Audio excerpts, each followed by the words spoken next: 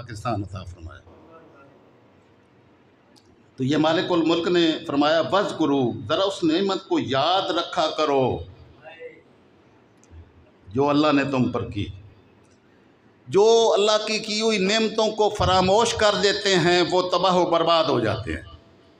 اس لیے مالک الملک نے وَاذْکُرُوا فرمایا کہ اس کو یاد رکھنا تمہارے اوپر لازم ہے، یعنی اپنا ماضی ذرا یاد رکھا کرو کہ مالک الملک نے تم پر کیا کیا احسانات کیے، تو تمہاری گردن شکرانے کے طور پر اللہ کی بارگاہ میں سجدہ ریز ہو جائے گی۔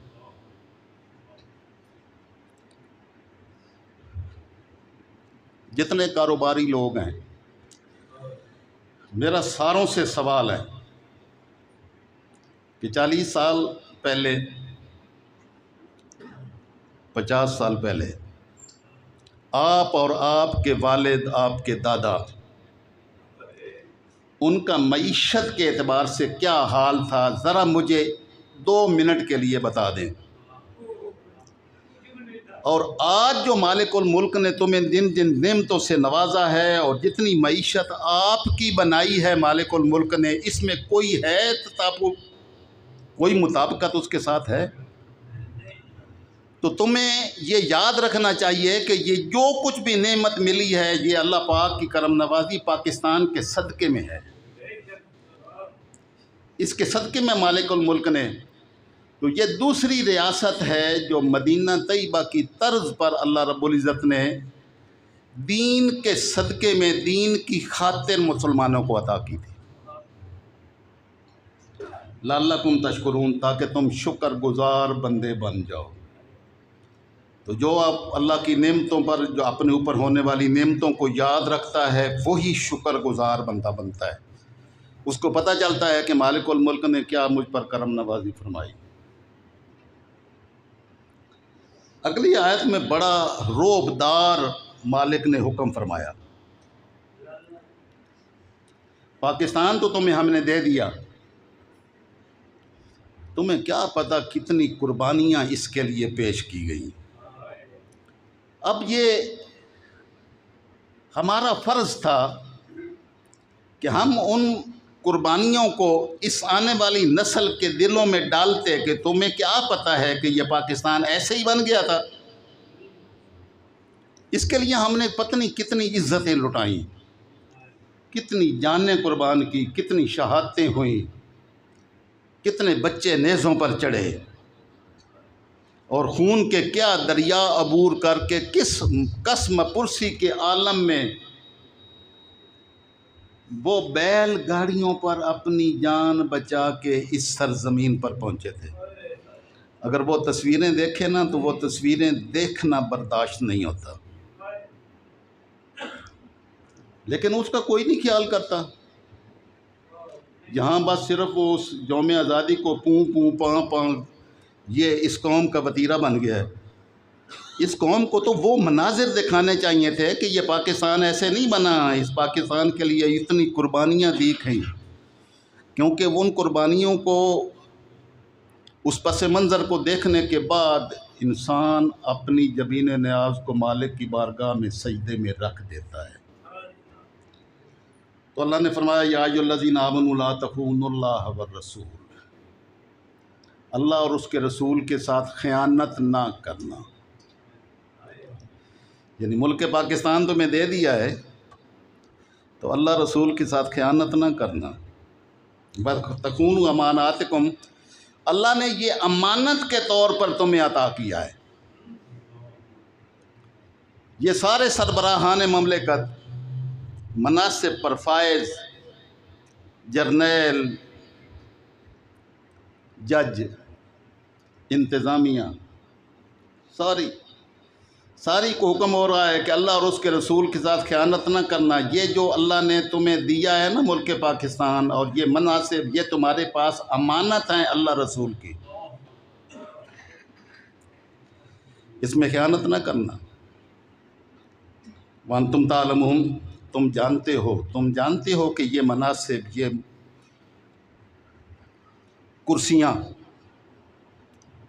یہ اللہ کی دی ہوئی نعمتیں ہیں۔ وَاعْلَمُوا، جان لو۔ اگلی آیت میں فرمایا پہلے اس ریاست کا فرمایا، صحابہ کرام کو حکم فرمایا۔ صحابہ کرام نے تو اللہ رسول کے حکم پر اپنے گھر کھول دیے کہ جو مکہ سے ہجرت کر کے آئے تھے وہ میرے اس گھر میں بھی شامل ہے، میری آدھی جائیداد اس کی ہے۔ آقا علیہ السلام نے پہلا کام ہی مواخات کا کیا تھا، یعنی بھائی بھائی بنایا تھا۔ ایک مکہ سے آنے والے کو انصار مدینہ میں سے ایک کے گھر میں ایک کے ساتھ شریک کر کے مواخات کی تھی کہ اب تم دونوں بھائی ہو۔ اس ریاست مدینہ کے قیام کے بعد سرور کائنات صلی اللہ تعالی وسلم ریاست مدینہ کے حکمران تھے، تو آپ نے پہلا کام مواخات کا کیا کہ مہاجرین و انصار کو آپس میں بھائی بنایا۔ یہ نہیں کہ جو ادھر چھوڑ کے آیا یہاں اس کا کچھ نہیں ہے، بلکہ وہ ان کی جائیدادوں میں شامل ہے، اور جو ان کے پاس ہے اس پر صرف ان کا حق نہیں ہے، ان کا بھی حق ہے۔ تو مواخات مدینہ میرے آقا صلی اللہ تعالی وسلم نے قائم کی تھی تاکہ ہر ایک کی معیشت کا انتظام ہو سکے، کیونکہ معیشت کے بغیر دین قائم نہیں رہتا۔ دین تب قائم ہوتا ہے جب پیٹ میں روٹی ہو، ورنہ پیٹ میں روٹی کے لیے لوگ عزتیں بیچ دیتے ہیں، دین کہاں رہ گیا؟ تو مالک الملک کے محبوب نے پہلا کام معیشت کی اہتمام کا کیا تھا۔ اہل مدینہ کو کہا تھا کہ یہ تمہارے بھائی ہیں، یہ سب کچھ چھوڑ چھاڑ کے آئے ہیں، آپ قربانیاں دیں۔ تو انصار مدینہ نے قربانیوں کی انتہا کر دی۔ تو پھر مالک الملک نے رنگ لگائے۔ کیا رنگ لگائے کہ 313 میدان جنگ میں 1000 مسلح افراد کے مقابل میں کھڑے ہیں، تو مالک الملک نے فرمایا کہ میرے محبوب آپ نے اپنی جمع پونجی سامنے کر دی ہے، اب ہمارا دیکھیں کہ ہم کیا کرتے ہیں۔ تو مالک الملک نے 3000 ملائکہ نازل کیے، اور ملائکہ مسلمانوں کے ساتھ بالفعل عملاً شریک تھے جنگ میں۔ صحابہ فرماتے ہیں کہ ہماری تلوار چلنے سے پہلے کافر کی گردن اڑ جاتی تھی، اس لیے کہ اللہ کے رسول کے حکم کی تعمیل میں صرف گھر میں مسجدوں میں بیٹھ نہیں گئے تھے کہ ہمارے لیے صرف وہ نماز پڑھنا کافی ہے۔ اللہ کی راہ میں اپنی جان کو قربان کرنے کے لیے جہاد کا جذبہ بھی ضروری تھا، تب مدینہ طیبہ کی ریاست قائم ہوئی تھی۔ اللہ کریم نے یہاں بھی ہمیں پاکستان میں سارے وسائل ذرائع اتنے عطا فرمائے۔ میں نے شروع میں ابھی یہ بتایا کہ میں دنیا گھوما ہوں، مجھے کوئی خطہ سرزمین ایسا نہیں ملا جو پاکستان جیسا ہو۔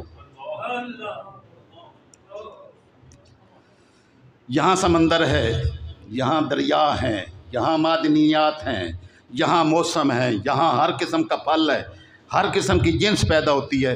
ہر شے جو انسان کی بنیادی ضروریات میں سے ہیں، اللہ تعالیٰ نے ساری کائنات کے خزانے اہل پاکستان کے ہاں جمع کر دیے ہیں۔ لیکن بدقسمتی تھی، یہ ملک ان لوگوں کے ہتھے چڑھ گیا جن کو نہ اللہ کا حیا ہے نہ اللہ کے رسول صلی اللہ علیہ وسلم کا حیا۔ تو مالک الملک نے فرمایا، اے ایمان والو لا تخونوا اللہ والرسول، اللہ اور رسول کے ساتھ خیانت نہ کرنا۔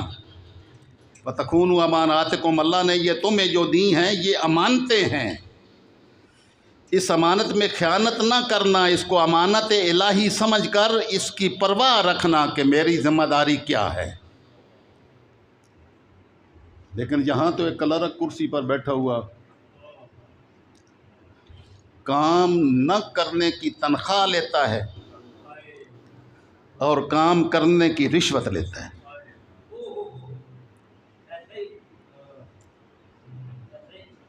تو یہ امانت میں خیانت ہے۔ اب جن کے ہاتھ میں ملک پاکستان کی باغ ڈور ہے، انہوں نے اس ملک کو کے ساتھ کیا کیا؟ ابھی سارے رونے رو رہے ہیں ہم، یہ سارے رونے ہمارے آپ نے پیدا کرتے آئے ہیں۔ ہم نے اس کی باغ ڈور ان کے ہاتھوں میں دے دی ہے۔ یہ 76 سال ہو گئے ہیں، 77 سال ہو گئے ہیں۔ اس 77 سال کی پچھلی اپنی تاریخ کو دیکھیں ہم نے کیا کیا۔ مجھے تو اپنا ماضی یاد آتا ہے تو ہم ننگے پاؤں جو ہے نا پگ ڈنڈیوں پہ پھرتے تھے، سکول بھی نہیں تھا، پیدل چل چل کے کہیں پرائمری سکول میں جاتے تھے۔ جہاں میں نے مڈل کیا وہ 12 کلومیٹر کے فاصلے پر تھا، ایک پرانی سی سائیکل تھی۔ آپ اللہ رب العزت نے گاڑیاں دی ہیں، گھر دیے ہیں، کیا کیا نعمتیں عطا فرمائی ہیں، تو کیا ہم نے اللہ رب العزت کے ان نعمتوں کے شکرانے میں اپنی گردن جھکائی ہے؟ اور رکڑ گئے۔ تو جب 313 تھے تو دنیا کفر کا تیا پانچا کر دیا تھا۔ 70 بڑے بڑے گرگے میدان بدر میں واصل جہنم ہوئے، اور جہاں اس اللہ کی نعمت کے بعد جہاں جس کی جو ہاتھ لگا اس نے اس پر قبضہ کر لیا، اور یہ ملک ظالم لوگوں کے ہاتھوں میں چلا گیا، اس پر کنٹرول ان لوگوں کا ہو گیا۔ تو مالک الملک نے فرمایا وَاعْلَمُوا، اگلی آیت میں فرمایا وَاعْلَمُوا أَنَّمَا أَمْوَالُكُمْ وَأَوْلَادُكُمْ فِتْنَةٌ، جان لو کہ یہ تمہارے مال اور اولادیں یہ بہت بڑی آزمائش ہیں۔ اب ہر بندہ جو اپنی اولاد کو انجینئر بنانا چاہتا ہے، ڈاکٹر بنانا چاہتا ہے، دنیا دار بنانا چاہتا ہے، کوئی سرمایہ دار دیکھنا چاہتا ہے، اگر نہیں دیکھنا چاہتا تو اللہ رسول کا فرما بردار نہیں دیکھنا چاہتا۔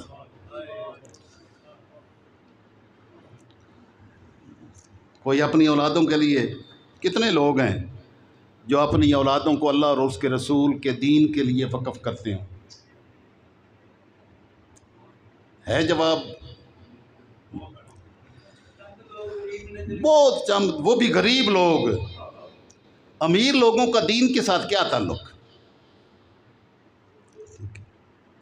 وہ باہر تعلیم کے لیے بھیجیں گے، یہاں کے بڑے بڑے کالجوں میں بھیجیں گے، یہ کبھی نہیں دیکھیں گے کہ وہاں پر دین کا کیا مذاق اڑایا جاتا ہے، تو وہ سمجھے کہ ہم کامیاب ہو جائیں گے۔ میرے رب نے فرمایا وَاعْلَمُوا، جان لو انما اموالکم واولادکم فتنہ، یہ تمہارے مال اور جائیدادیں اور اولادیں جو تم نے اکٹھی کی ہوئی ہیں جن پر تم فخر کرتے ہو، یہ بہت بڑی آزمائش ہے۔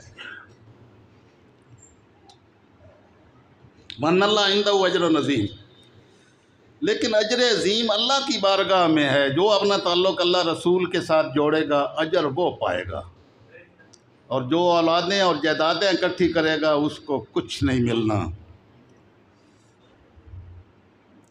تاجدار کائنات صلی اللہ تعالی وسلم نے پیتل کی انگوٹھی ایک شخص کو پہنے ہوئے دیکھا تو آپ نے فرمایا کہ یہ کیا تم نے دوزخیوں والا حلیہ اختیار کیا ہوا ہے؟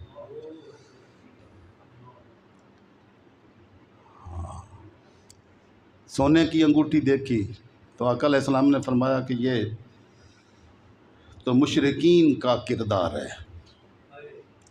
لیکن آپ اپنے برتن بھی سونے اور چاندی کے بناتے ہیں، اپنے آپ کو اس میں فخر محسوس کرتے ہیں کہ ہمارے پاس، حتیٰ کہ ہماری ٹائلٹ بھی سونے کی ہے، ہماری گاڑیاں سونے کی ہیں۔ تو آقا علیہ السلام نے سونے کی انگوٹھی کو حرام قرار دیا کہ مرد کے لیے یہ یہاں دنیا میں پہننے والے قیامت میں اس سونے سے محروم ہوں گے، کیونکہ قیامت کی بعد جنت کی ساری نعمتیں اللہ نے مومنین کے لیے رکھی ہیں۔ یہاں سونا حرام ہے تو وہاں اللہ ساری نعمتیں مومنین کے لیے رکھ دے گا۔ تو آقا علیہ السلام کے حکم کی تعمیل میں کس کا کردار ہے جو صحابہ جیسا ہو؟ آقا علیہ السلام نے ایک صحابی کی انگلی میں سونے کی انگوٹھی دیکھی تو جو جب یہ فرمایا تو انہوں نے انگوٹھی اٹھا کے پھینک دی کہ میرے رسول کا حکم ہے، میرے رسول نے اس کو ناپسند کیا ہے، تو جو مجھے اللہ کے رسول کی بارگاہ سے دور کرے میرا اس کے ساتھ کیا تعلق ہے؟ سونے کی انگوٹھی پھینکی، پھر اٹھائی بھی نہیں ہے۔ ساتھیوں نے کہا کہ یہ عورتوں کے لیے تو حرام نہیں ہے، اس کو اٹھا لو تو اپنی بیوی کو دے دو۔ تو انہوں نے کہا نہیں، میں نے جو اللہ کے رسول کے حکم کی تعمیل میں انگوٹھی پھینک دی وہ میرے گھر نہیں جا سکتی۔ یہ اس نعمت کا صلہ تھا، یہ کردار۔ اور ہم نے کیا کیا؟ اللہ کی وہ ساری نعمتیں جب ہمیں ملیں تو ہم نے ان ساری نعمتوں میں خیانت کو اور اللہ کے حکم سے انحراف کو اپنا معمول بنا لیا۔ حقیقت ہے جب دائیں بائیں دیکھتے ہیں تو یہ نظر ہی نہیں آتا، یقین ہی نہیں آتا کہ ہم مسلمانوں کے معاشرے میں رہ رہے ہیں۔ ظلم و ستم، بربریت، عدل و انصاف کا قتل، ظلم، ملاوٹ، ناپ تول میں کمی، بددہنتی اس زور و شور سے جاری ہے کہ جس کا جتنا جی چاہتا ہے وہ کرتا ہے، اور اس کے باوجود بھی مسلمان ہیں۔ کیا مسلمان ہیں؟ یہ بات آپ کے ذہن نشین کروا دوں، جتنی قوموں پر عذاب نازل ہوئے، پچھلے میرے 2-3 خطبات جو ہے نا وہ حقوق العباد پر تھے کہ بندوں کے حقوق کو پورا کرو اللہ راضی ہو جائے گا۔ تو جتنے عذاب نازل ہوئے ان عذابوں کی طرف اگر نظر کرے، نماز نہ پڑھنے پر عذاب نازل نہیں ہوگا، روزہ نہ رکھنے پر عذاب نازل نہیں ہوا، عبادات نہ کرنے پر ایک عذاب بھی نہیں آیا۔ جتنے عذاب آئے ہیں سارے حقوق العباد کو پورا نہ کرنے کی وجہ سے عذاب آئے ہیں۔ کسی کو ناپ تول میں کمی کی وجہ سے آیا۔ تو یہی بددہنتیاں ہیں جو دوسروں کے حقوق کو سلب کروا دیتی ہیں۔ تو آج پاکستان میں اللہ نے ہر نعمت عطا فرمائی، ہمارے حکمران دوسروں کو یہاں سرمایہ کاری کرنے کے لیے متوجہ کرتے پھرتے ہیں، اور کوئی خدا کا خوف کریں جو اپنے اربوں ڈالر باہر رکھے ہوئے ہیں ان کو لے آئیں تو کسی کے سرمایہ کاری کی ضرورت ہی نہیں ہوگی۔ لوگوں کو کہتے ہیں ادھر پیسے لے کے آئیں، اپنے آپ کو کہتے ہیں جتنا لوٹنا ہے یہاں سے باہر لے جائیں۔ ورنہ اللہ پاک نے جتنی نعمتیں عطا کی ہیں ان نعمتوں کا شکرانہ اس پاکستان کے شکرانے کی صورت میں اگر ہم ادا کریں تو اللہ وحدہ لا شریک کی عزت کی قسم جتنی نعمتیں مالک الملک نے اہل پاکستان کو عطا کی ہیں دنیا کے کسی خطے میں رہنے والوں کو اتنی نعمتیں عطا نہیں کی ہیں۔ آج بھی ہم سرخرو ہو سکتے ہیں، لیکن اس کے لیے صرف راستہ ایک ہے کہ ہماری نظریں کسی اور طرف نہ ہوں، اللہ اور اس کے رسول کی بارگاہ کی طرف ہوں۔ ہم واشنگٹن کی طرف مت دیکھیں، ہم یورپ کی طرف مت دیکھیں، ہماری نظروں میں صرف گنبد خضرا ہو۔ تو آقا کی بارگاہ کے ساتھ نسبت، اللہ کی بارگاہ کے ساتھ اپنی نسبت اور تعلق قائم ہو تو آپ کو مزہ آئے گا سوکھی روٹی میں بھی۔ سیدنا عبداللہ ابن عمر فاروق اعظم کے بیٹے، ان کے بیٹے ہیں حضرت عاصم، یعنی فاروق اعظم کے پوتے، وہ بیت اللہ شریف کے طواف کر رہے تھے تو بڑی ظاہری طور پر جو وہ کوئی شان و شوکت نہیں تھی، سادہ سا لباس تھا، لیکن چمکتا دمکتا اللہ اور اس کے رسول کے فرما برداری کا چہرہ نور پر چمک رہا تھا۔ ابھی آگے آیت میں ٹائم نہیں تھا، تو جو اللہ رسول کے ساتھ پھر تعلق جوڑتا ہے تو اللہ اس کو فرقان عطا فرماتا ہے، جس سے اس کو حق اور باطل کی فرق کرنے کی فہم نصیب ہو جاتی ہے۔ اور اگر اس نور سے انسان محروم ہو تو سب کچھ نبی کی ذات کا چہرہ دیکھنے کے باوجود بھی نور نصیب نہیں ہوتا۔ مروان بن حکم خلیفہ تھا، اس نے خوبصورت چہرہ دیکھا تو خوبصورت چہرہ دیکھ کے ظاہری حالت دیکھ کے اس نے بلایا، اس کو کہا کہ ان کو کہا حضرت عاصم کو کہ اتنے خوبصورت ہو، ظاہری احوال اتنے اچھے نہیں ہیں، مانگو کیا مانگتے ہو؟ کمال قربان جائیں، قوت ایمانی ہو تو کیا کچھ ملتا ہے، کیا نظر آتا ہے۔ آپ نے فرمایا فی بیت اللہ اسالو کا، کیا میں اللہ کے گھر میں حاضر ہو کر طواف کرتے ہوئے جو ہے نا وہ تجھ سے مانگوں؟ طواف اس کے گھر کا کر رہا ہوں اور مانگوں سوال تم سے کروں؟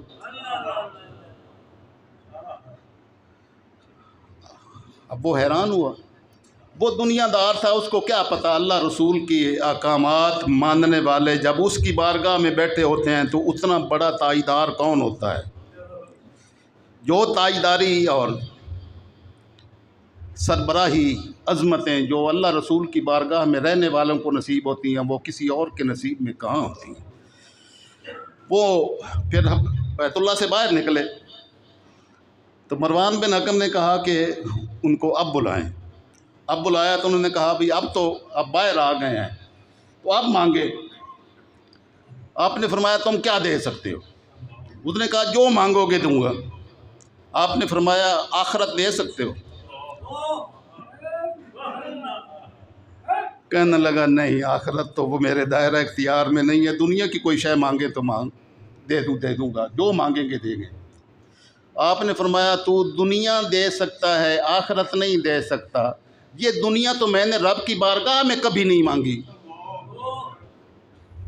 جو میرا رب ہے اس سے میں دنیا کا سوال میں کبھی نہیں کرتا، میں اس سے صرف آخرت کا سوال کرتا ہوں۔ یہ جملہ کہہ کے آپ اپنی ایک گلی میں ادھر وہاں سے غائب ہو گئے۔ مروان بن حکم کی زبان سے نکلا کہ فاروقی خون جوش مار رہا ہے۔ ہاں، تو یہ عزت آبرو، یہ ساری عزتیں، یہ آبرو، یہ خزانے، یہ مال، یہ دولتیں، یہ رب ذوالجلال کی بارگاہ سے آپ کو نعمت پاکستان کی شکل میں اس کے صدقے میں میسر آئی ہیں۔ اللہ کی اس نعمت کا شکر ادا کریں، اس کی دی ہوئی امانت میں خیانت مت کریں۔ امانت میں خیانت کرنے والے کبھی سرخ رو اور کامیاب نہیں ہو سکتے۔ اللہ رب العزت ہمیں صحیح فہم نصیب فرمائے تاکہ ہم اپنے اعمال کو درست کر سکیں۔ وما علینا الا البلاغ۔